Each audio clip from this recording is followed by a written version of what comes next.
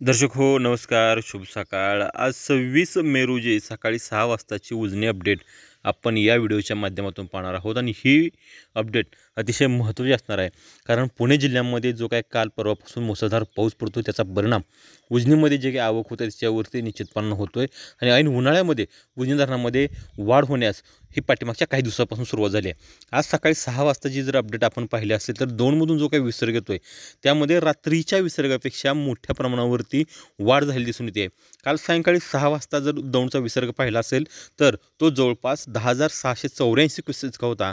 मात्र आज सकाळच्या 6च्या अपडेटनुसार 2 वरून जो काही आवक येते आहे ती आवक 18,506 क्युसेस इतकी झाली असून उजनीची आजची सकाळची जर टक्केवारी पाहायला गेली तर ती -7.72% इतकं उजनी धरण भरलं आहे आणि टोटल जर धरणाचं पाणी पाहायला गेलं तर ते -4.13 TMC इतकी पाणी पातळी झाली आहे की काल जर सकाळी जर अपडेट पाहिली असेल तर काल सकाळी जवळपास 16च्या आसपास हे धरण होतं आणि सायंकाळी 6 वाजता जर बघितलं तर ते -14.33% इतकं होतं।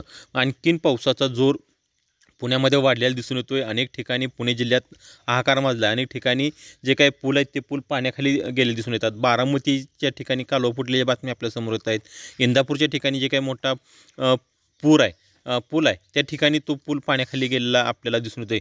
एकंदरीतच अनेक ठिकाणी पावसानं खूप मोठी प्रमाणावरती हजेरी लावल्यानं जनजीवन विस्कळीत झाले दिसून येते आणि पुणे जिल्ह्यात जो काही पाऊस पडतोय त्याचा परिणाम म्हणून उजनी धरण हे वाढायला सुरुवात झाली आहे। जर पावसाचा जोर असाच कायम राहिला तर अवघ्या 2 ते 3 दिवसामध्ये उजनी धरण हे प्लसमध्ये येण्याची शक्यता वर्तवण्यात येत आहे।